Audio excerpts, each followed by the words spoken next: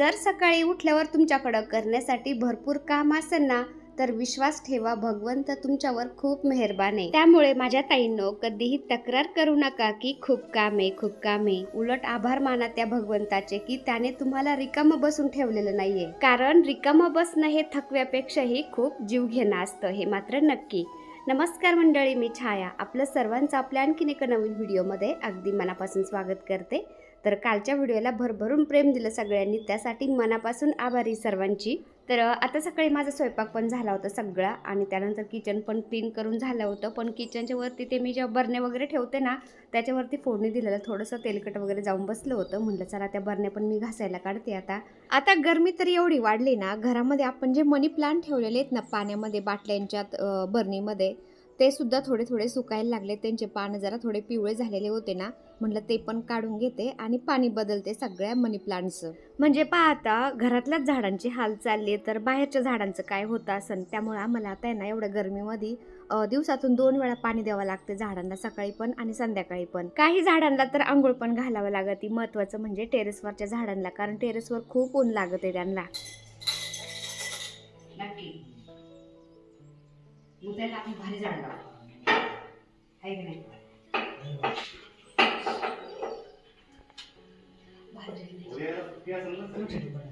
Cutter होतं, cutter देते.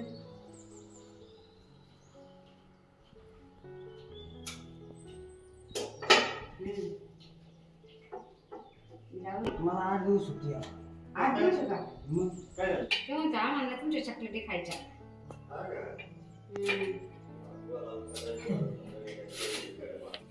पतर घालायची का? हा? रंग घालायची का पतर? आता मी झाडांचं पाणी बदलत होते ना, तर राजू माझ्याजवळ उभा राहून मला लाडीगुडी लावत होता. म्हणजे त्याला आता 2-4 दिवस सुट्टे आहेत ना कंपनीला. तर फौजी साहेब काय बोलतात, एवढं जास्त गरमी वाढली, ऊन वाढलंय ना, तर तू काय गावाकडे जाऊ नको, इकडं तिकडं फिरत बसवतो उन्हामध्ये, काय झालं तर मग करते दुखणं भाणं येतं, त्यामुळे तू घरीच आराम कर म्हणले, कुठं काही जाऊ नको. पण त्याला ना सुट्टी दिवशी काय घरी दम निघत नाही, त्याला असं बाहेर फिरायला जावं लागतं. त्यामुळं मला तो बोलत होता, दाजींना सांग ना, मी दिवसभर घरी राहतो, पण 3-4 वाजता ऊन उतरलं ना, मग मी जाईन म्हणलं गावाला, थोडंसं फिरून येतो म्हणला. तर असं त्याचं लाडीगुडी लावायचं काम चालू होतं. आणि मला ग्रीनरी तर एवढी आवडती ना, तर ते बेसिनजवळ आरसा लावलेला आहे ना, आरशाला पण ते वेल लावलेले होते ना, तर ते पण मी थोडेसे धुतले पाण्याखाली, आणि ते पण मी आता पुन्हा आरशाला लावून देते तिथं. तर छान वाटतंय नाही का घरामध्ये असं झाडं झुडं पाहिल्यावर. कोणी पाहुणे रावळे आले ना, ते म्हणतात तुझ्या घराच्या बाहेर पण झाडं, घरात पण झाडं, आणि टेरेसवर पण झाडं, सगळे झाडंच झाडं दिसतात तुझ्या घरामध्ये आसपास. तर हे पाहता आरशाला मी जे आर्टिफिशियल वेल लावलेत ना, खूप छान वाटतात. आणि पलीकडला दरवाजा दिसतोय त्याच्यामध्ये. आता संध्याकाळची वेळ झालेली होती ना, स्वयंपाकाचा वेळ झाला होता. फौजी साहेब काय बोलले, घरात गरम होतंय तर आपण टेरेसवरती स्वयंपाक करू म्हणले. आणि स्वयंपाकामध्ये आता मी रस बनवतो म्हणले, तोपर्यंत तू आता चपात्या बनव आणि कांद्याची चटणी कर. तर आकाश काय म्हणतो, पप्पा आमरस चपाती बरोबर कांद्याची चटणी नाही चांगली लागणार, तर मी बाजारात जातो आणि बाजारातून भरताचे वांगे आणून देतो मम्मीला. म्हणजे आरावरती मम्मी वांगे भाजन आणि मस्त भरीत बनवण, कारण गॅसवरती भाजवल्यावर एवढं भारी भरीत होत नाही, पण आहारात जे भाजवलं ना आपण जुन्या पद्धतीने वांगे बटाटे, तर त्याचं भरीत खूप चवदार लागतं बरं का. आता असं खाली बसून चपाती लाटायची, भाकरी थापायची सवयच राहिलेली नाही ना, तर असं बसायला पाट नसलं ना, मला चपाती लाटता येत नाही किंवा भाकरी पण थापता येत नाही. मला कम्फर्टेबल बसता येत नव्हतं. राजूने ते पाहिलं, स्टोरूममध्ये गेला, स्टोरूममधून ते मला पाट आणून दिला त्याने बसायला. आता म्हणजे पाहता आपल्या घरातल्या माणसाने जर आपल्याला आपल्या हावभावावरून जर ओळखलं, समजलं ना, तर किती छान वाटतं ना. पहिलं मी किचनमध्ये स्वयंपाक करायला लागले ना, तरी पण एखादं तरी माझ्याजवळ यायचं, मला मदत करायचं. पण आता गरमी वाढली ना, कोणी माझ्याजवळ पण येत नाही किचनमध्ये. पण आता टेरेसवरती मी स्वयंपाक करायला लागले ना, सगळे आसपास येतात बरं का, कारण टेरेसवरती हवा चालू राहते. आता टेरेसवरती माझ्याजवळ फौजी साहेब, राजू आणि सागर आहे. सागरच्या हातामध्ये कॅमेरा आहे. आणि आकाश थोडा अभ्यासामध्ये बिझी आहे, कारण त्याचा आता 12वीचे पेपर झाले, त्याचा रिझल्ट लागन आज उद्या.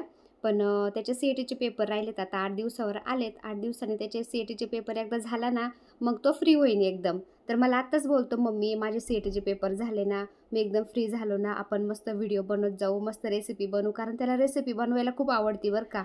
तर आता एकदा CETचे पेपर झाले ना, मस्त आकाशच्या छान छान रेसिपी तुम्हाला पाहायला मिळणार आहेत. आकाश मला काय म्हणतो, मम्मी मी अभ्यासामुळं खूप बिझी राहिलो, मला तुम्हाला वेळ पण नाही देता आला, तुमच्याबरोबर टाईम स्पेंड नाही करता आला, पण माझे एकदा पेपर झाले ना, आपण खूप मज्जा करणार आहे मला बोलतो. आणि हे पाहता दाजीचं मेवण्याचं काय चाललंय, मिक्सर 2 आहेत ना, तर मिक्सर एका प्रकारचा आणलाय आणि त्या मिक्सरला दुसऱ्या मिक्सरचं भांडं आणलंय. त्या मिक्सरला भांडंच बसाना ते. तर त्यांचं असं चाललं होतं काहीतरी. तर आता फौजी साहेब काय बोलले, आता भांडं एक प्रकारचं झालंय, मिक्सर एका प्रकारचं झालंय, तू आता काय कर, भांडं राहू दे, पण आता हा मिक्सर घेऊन जा आणि दुसरा मिक्सर वरती घेऊन ये म्हणले. तर त्यांचं असं खालीवर चालूच राहतं. त्यांना तेच म्हणलं, आता खालीवर भरपूर होतं ना, त्यामुळे मी खालीच करते स्वयंपाक. नाही म्हणले, आपल्याला हवेला वरती स्वयंपाक करायचा आहे. आणि फौजी साहेबांना हाताने आमरस केलेला अजिबात आवडत नाही बरं का. तर तो आंबा कापायचा, आंबा कापल्यानंतर तो गर आहे ना चम्मचनी काढायचा आणि तो मिक्सरला फिरून घ्यायचा आणि मग त्याच्यामध्ये साखर टाकायची. असा आमरस आवडतो त्यांना. हाताने केलेला अजिबात आवडत नाही, कारण लहानपणी त्यांनी तो हाताने आमरस केलेला पाहिलेला ना लहान असताना. कारण पहिल्या काळामध्ये गावाकडे काय मिक्सर नसायचे, त्यामुळे तो आंब्याचा रस त्यांना हातानेच बनवावा लागायचा. आता 2-3 दिवस झाले आपण सोशल मीडिया अकाउंट कोणतंही उघडलं ना, इंस्टाग्राम, फेसबुक, यूट्यूब, तर समोर एकच न्यूज पाहायला मिळते आपल्याला, जबलपूर दुर्घटना. तर तो आईचा आणि लेकराचा फोटो जर समोर आला ना, अक्षरशः मन आपोआप रडायला लागतं. आईचा आणि लेकराचा तो एक फोटो किती काही सांगून जातो ना. ती बुडत होती पण लेकराचा हात धरत होती. शेवटच्या श्वासापर्यंत तिने स्वतःला नाही पण आपल्या लेकराला जपलं. आई लेकराचं प्रेम म्हणजे सगळ्यात खरं प्रेम बरं का. ते ना शब्दात बसतं ना कुठल्या नात्यात मावतं. आई म्हणजे स्वतः मरूनही जगवणारी शक्ती असते. आईचं प्रेम खरंच खूप महान असतं. आईचं प्रेम निस्वार्थी असतं. म्हणतात ना, स्वामी तिन्ही जगाचा आई विना भिकारी. ते काही खोटं नाहीये, खरं आहे. या कलियुगात पण ह्या आईने सिद्ध केलं. खरंच खूप वाईट दुर्घटना झाली ती. आणि त्या आई लेकराचा फोटो असं वाटतं समोर येऊच नाही, आणि समोर जर आला ना आपोआप असं डोळ्यात पाणी येतं, मन भरून येतं. चला, जे व्हायचं ते होतच राहतं. देव त्यांच्या आत्म्याला शांती देव. आता हे माझ्या चपात्या करायच्या झाल्या आणि वांगे भाजले मी चुलीमध्ये आरावरती. त्याचं भरीत केलं थोडंसं मस्त चटपटीत, आमरस आणि चपाती. आणि सगळ्यांना जेवायला दिलं. राजू, फौजी साहेब आणि आकाश बसला होता जेवायला. सागरच्या हातात कॅमेरा होता.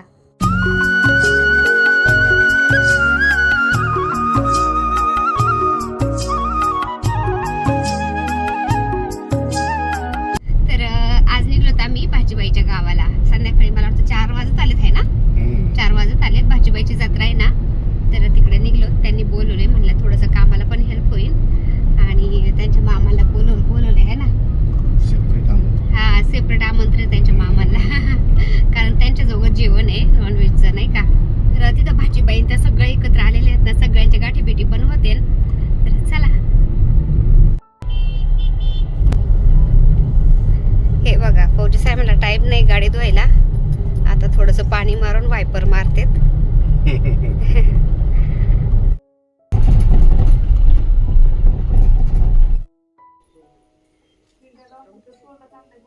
हा मग काय.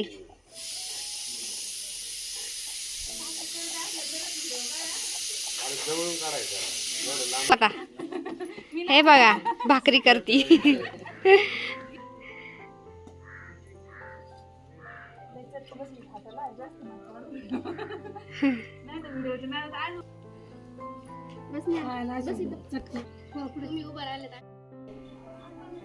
ये बाहेर, ये गरम होत आहे.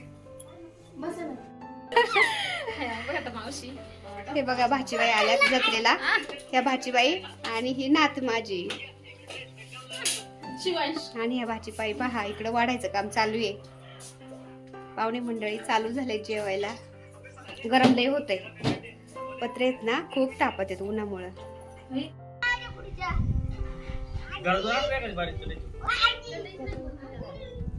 म्हणलंय मगाशी माझ्याकडे भांडे आलेले ते भांडे मी देते तुम्हाला.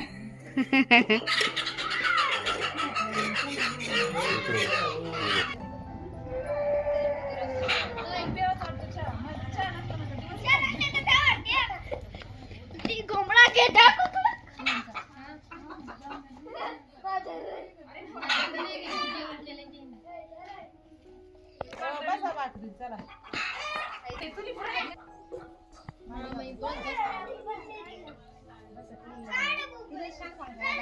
मला येतच नाही. तसं नाही हो, आम्हाला वाटतंय व्हिडिओ मध्ये यावा भाकरी थापवतो. मामा चांगलं घ्या मळीत आणि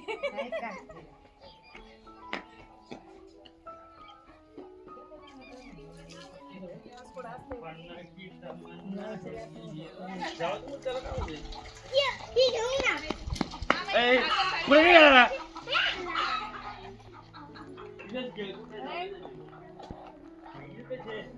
भाकर भाजी तर जाऊ देऊ नका मामा.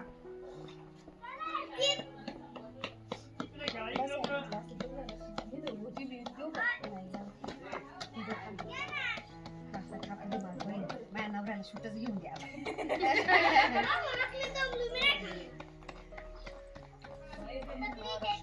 चांगलं करताय तरी मी तुम्हाला थांबा, मी उचलून घेते.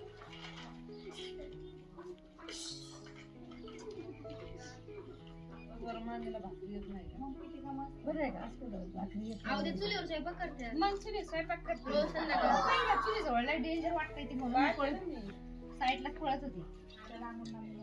हा अशा बाई भाकरी करून करून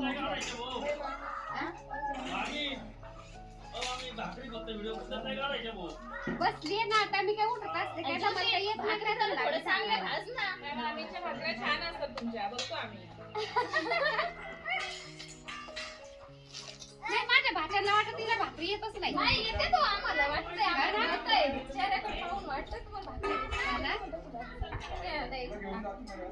मग हा, एक दोन आहेत. ते एकटेच आहेत.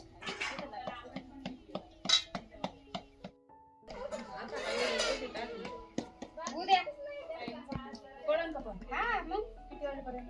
उद्या दुपारपर्यंत थोडासा काय ना काय टाकावंच लागतो. टाकावंच लागत. एका दिवशी नाही दुसरं कामाला मग गॅप होतो.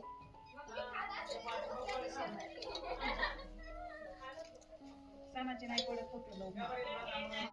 तर जत्रा उरकली हे पा मंडळी निघलोत आता लाईटिंगमुळे. याला घ्या. ए पिल्लू हे पिले आहे बरं का हा हा पिल्ले ना नाही हो त्याचं नाव शिवांश आहे. शिवांचे काय हा तर चला आवरले आता फौजी साहेब मी निघतोय. चला कोणाला यायचं चला चला मला जायचंय, मी पण येते. चल चल चप्पल पाहते थांब. अरे हॅलो हाय करा ना, आज करा ना तुम्ही, आज नको दादा. चला bye bye bye bye Nanda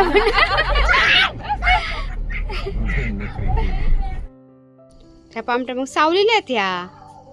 आता हे पा हे ग्रीन नेट वरून आहे म्हणल्यानंतर ते काय पामट्या काय खराब होणार आहेत का? ऊनच नाही लागत त्यांना. थोडी गजबज झाली.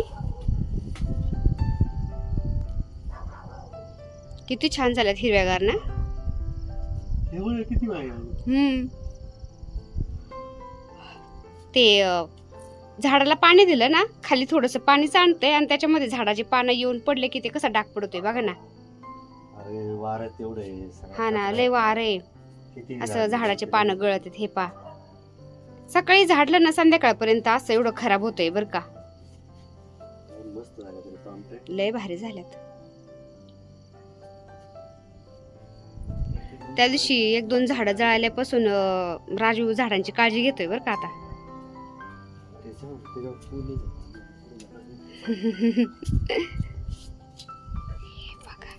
हे बघा अशी मजा चलती बर का. आम्ही खाली गरमीत मरतो आणि कामावून एकदा आला ना 5 वाजता टेरेसवरती असा झोका खेळत बसतो बर का हवेला. काही टेन्शन नाही. वडा वडा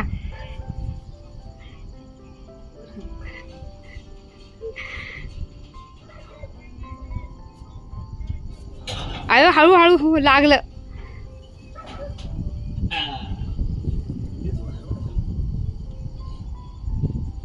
खेळा खेळा छान वाटतंय ना. तर जत्रावरून आल्यानंतर आम्ही कपडे चेंज केले आणि टेरेसवरती मस्त हवेला थोडं बसायला आलो. मस्त हवेला बसल्यानंतर म्हणलं चला जाऊन आता आराम करू कारण मुलांना पण जेवण मी तिकडूनच आणलं होतं. तर चला आजचा छोटासा व्हिडिओ मी तर सेंड करते आता. व्हिडिओ आवडला असेल तर एक लाईक नक्की करत जाता येणं. चॅनलवर नवीन असेल तर प्लीज आपल्या चॅनलला सबस्क्राईब पण करा. चला तर भेटूया पुन्हा अशाच एका छानशा व्हिडिओबरोबर. तोपर्यंत बाय. व्हिडिओ पूर्ण पाहिला त्यासाठी मनापासून आभारी सर्वांची. सर्वांना श्री स्वामी समर्थ.